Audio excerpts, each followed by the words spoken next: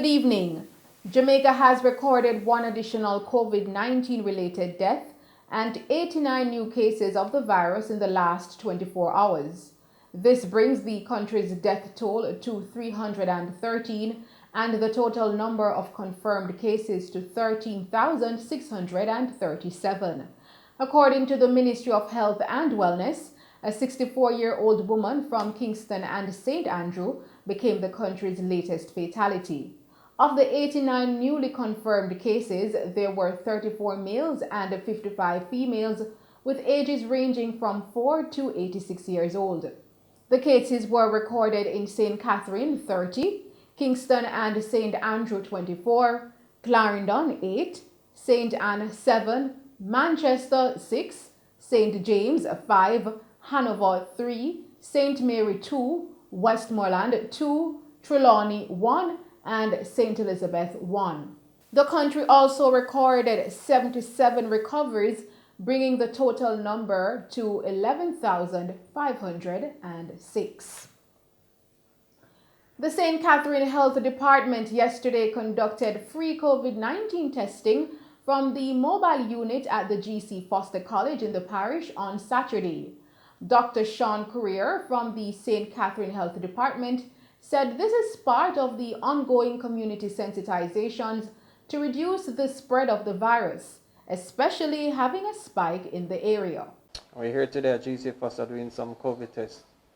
We came to this location because within this area, there's been a spike in the cases of COVID-19, and as such, we're trying to screen as many people as possible so that we can get rid of this virus once and for all. Testing will definitely help us to control the spread, because once we know where the virus is, then we can isolate the persons that have it and prevent others from getting it. Residents at the college, in speaking with our news team, shared their experience of being tested.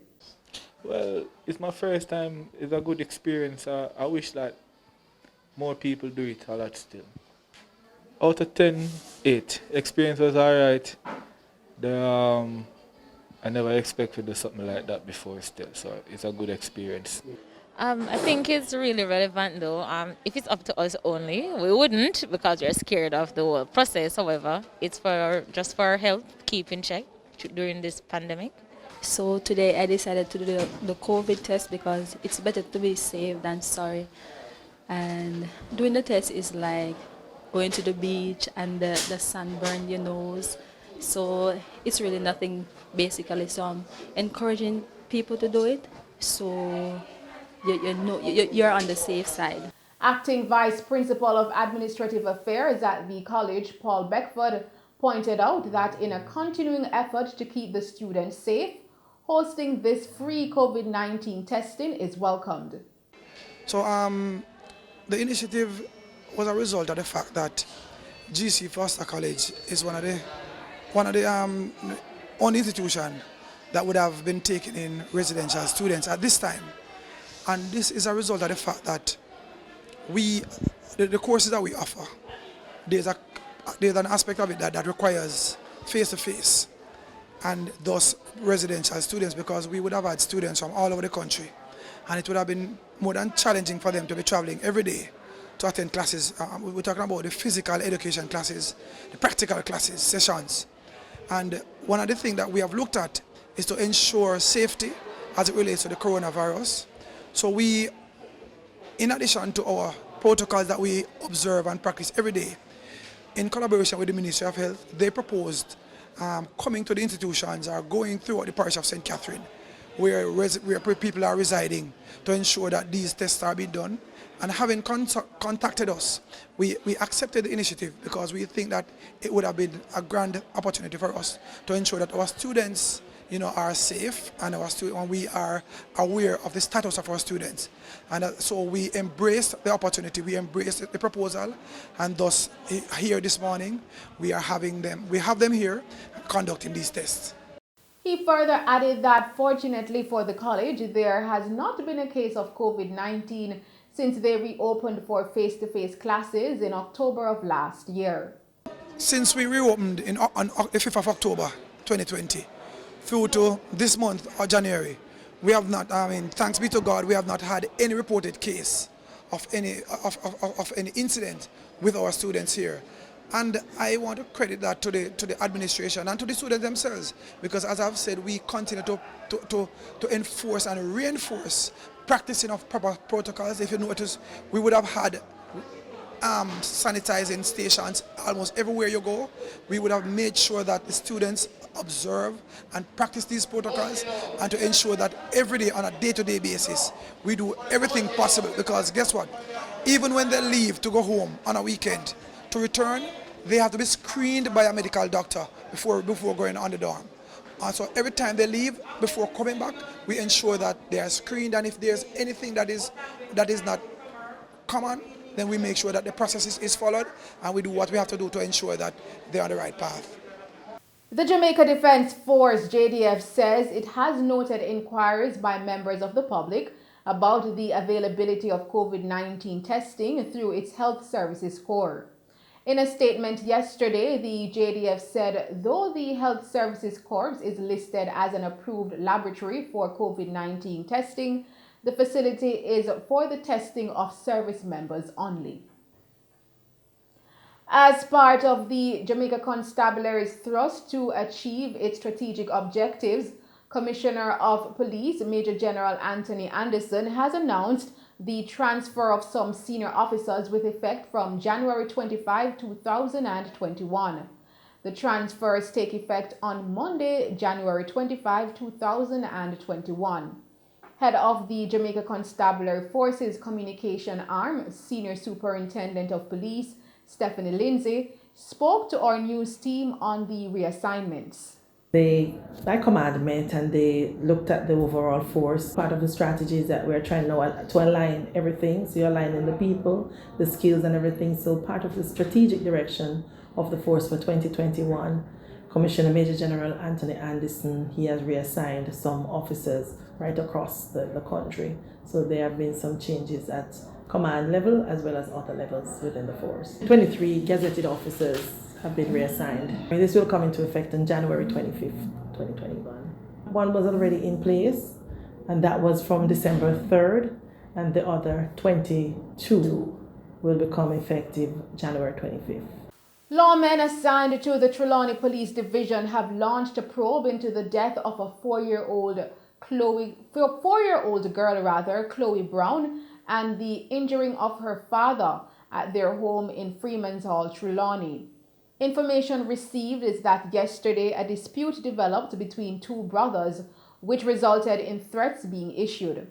At about 1:05 a.m., Chloe and her father were at home when he was called by someone outside of his home.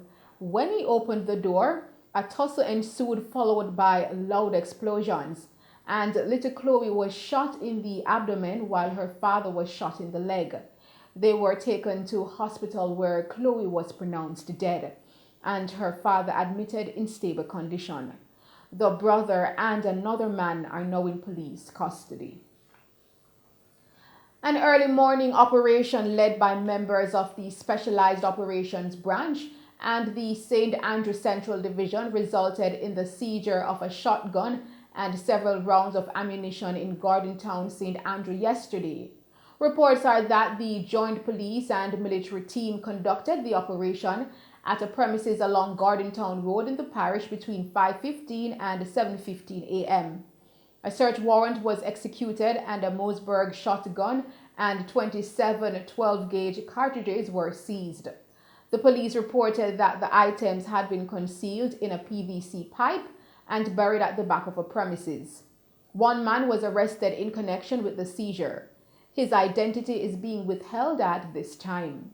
Members of the public are encouraged to report information about illegal guns or other criminal activities to Crime Stop at 311 or the nearest police station. Detectives attached to the Counterterrorism and Organized Crime Investigations Branch, CTOC, have charged two men in connection with the seizure of two firearms at Love Lane in McCookspen, St. Catherine on Saturday. Charged are 40-year-old Mrs. Douglas, otherwise called Breda Dog, a taxi operator of Love Lane, McCookspen, Spanish Town in St. Catherine, and 45-year-old Kevin Johnson, otherwise called Prang, a transactional auditor of the same community. The two men were arrested during an operation conducted about 6:30 a.m. at a house shared by them. One disassembled rifle, a Smith & Wesson 9mm pistol, and 21 assorted rounds of ammunition were seized. The men were subsequently charged. His court date is being finalized. The police have charged Xavier Thompson, otherwise called Fire, 34 years old of Maho Drive, Kingston 11, who was charged for breaches of the Firearms and Offences Against the People Act on Saturday. Thompson was charged with assault at common law, illegal possession of firearm, and illegal possession of ammunition. The charges stem from an incident on Wednesday, December 16, in which it is alleged that he and another man opened gunfire at a police team that attempted to accost them. Thompson was shot and injured during the confrontation and was assisted to the hospital where he was admitted under police guard. He was later charged. The other man fled the scene. His court date will be announced at a later date. Officers assigned to the Denham Town Police Station are investigating the circumstances surrounding the shooting death of 59-year-old Cynthia Robinson and the injuring of another person in the parish on Saturday. Reports are that at about 2:40 p.m. the police were on patrol in the area when they heard explosions. They proceeded to the area to investigate, where they saw both persons on the ground with gunshot wounds. They were assisted to the hospital where Cynthia succumbed and the man was admitted and treated. Investigations continue. A curfew was imposed in the area on Friday following last Thursday when 3 persons were shot, one fatally, in the same vicinity. Head of the Jamaica Constabulary Forces Communications Arm, Senior Superintendent of Police Stephanie Lindsay, says this operation is to curtail the violence and get things under control as quickly as possible. A recent spate of shooting incidents in that general section of the community. So far, there has been one instance where 2 persons were shot and injured, 1 died. So in response to that incident, the police have been very proactive in preventing any further shooting and killing in that particular area. So they put the curfew in place, and that will allow them to bring things to some level of calm among the citizens. In addition to the operational aspect of it, then they have police on the inside of that, carrying out various activities to include intervention among persons who are at odds with each other. As we have seen, the heart of the conflict surrounds the ongoing gang violence. A lot of it, you have gangs against gang, a lot of that are in intra-gang conflict, which makes it very difficult to police and very difficult to manage, because the perpetrators as well as the victims, they live in the same space, they operate in the same space, and they know each other very well. So we are just working to see how best we can prevent things from getting out of control as quickly as possible. In my last conversation with the commanding officer, Senior Superintendent Michael Phipps, he's very satisfied with the work that they have done so far in preventing any escalation of these incidents of violence. SSP Lindsay also pointed out that the police are looking at some persons of interest at this time. They have not named any suspects. They have some persons that they are looking for as persons of interest. At this stage, they believe that they can assist them with the investigation. They have not released the names of those individuals just yet, but so they are carrying out some operation with a view of apprehending some of them, but they continue with the work. They have not found any guns so far. They continue to search. So they have not arrested any of the wanted persons that they are looking for. I know they have taken a few persons in custody for questioning and processing. We're not sure yet what is going to come of those after they have finished, if any of those will be found to be wanted for any offense, whether connected to this particular spate of violence or previous instances. So we await the processing period and they will advise us if anyone was found. She further added that an assessment will take place of the current curfew in the area and further decisions will be made. What we usually do is at the end of the initial curfew period, they will do an assessment, and if it becomes necessary to continue with what they are doing, then they will make another request to the minister for an extended period. So they will not lift the curfew unless they are satisfied, because we know how these criminals operate is that they will wait, and as soon as the security forces leave, then they will go back to shooting each other. So they will remain there as long as they have to. It's ongoing assessment, because we have a lot of intelligence assets in the community trying to pick up what is happening, trying to test what's happening on the ground. Usually the risk associated with it is dependent on the victim. In this instance, we know that one of the victims in this particular shooting incident is one where we anticipate that there could be counter shooting and reprisal. So we are looking at it from many standpoints, but at the end is whether or not they will continue with it based on the threat and the risk assessment. So all of that is taken into consideration. One of 5 women who were arrested and charged for the beating and wounding of 17-year-old Kaylin Dowdy along Barbican Road in St. Andrew last November was granted bail when she appeared before the St. Andrew Parish Court on the weekend. The accused, 28-year-old Cassian Lewis of Barbican Road, was granted bail in the sum of $350,000. Her 3 co-accused, 28-year-old Shakima McLeod, otherwise called Kima, 33-year-old Nadine Aldridge, 45-year-old Yolanda Vassell, and 22-year-old Timon Williams, otherwise called Rusty, all of Barbican Road addresses, were not considered for bail as their criminal records were not available. They were all remanded into custody until January 27. Reports are that about 11:30 p.m. on Saturday, November 7, Dowdy and McLeod got involved in an argument while at a party being held along Barbican Road. The other accused reportedly joined in the altercation and beat the teenage girl almost to death, which rendered her unconscious. Dowdy remains at the University Hospital of the West Indies in critical condition up to this date. And finally, people traveling in a Toyota Probox motor car and a Toyota Coaster passenger vehicle sustained injuries and were transported to hospital following a collision on Savannah Avenue on Washington Boulevard in St. Andrew on Saturday. When our news team visited the scene, Constable Mackenzie, attached to the Constant Spring Police Traffic Department, gave us an account of what caused the collision. Regarding the accident, Savannah Avenue, Washington Boulevard, both motor vehicles were traveling in the same direction, with the Toyota Probox in front and the Toyota Coaster at the rear. Upon reaching the intersection Savannah Avenue, Washington Boulevard, the Toyota Probox came to a halt to observe the red light. Toyota Coaster failed to travel at a safe distance and collided in the rear section, causing damage. 2 persons reportedly suffered from injuries. They were taken to the hospital. We're not sure of their condition as yet, but as soon as we do, we're gonna update the relatives.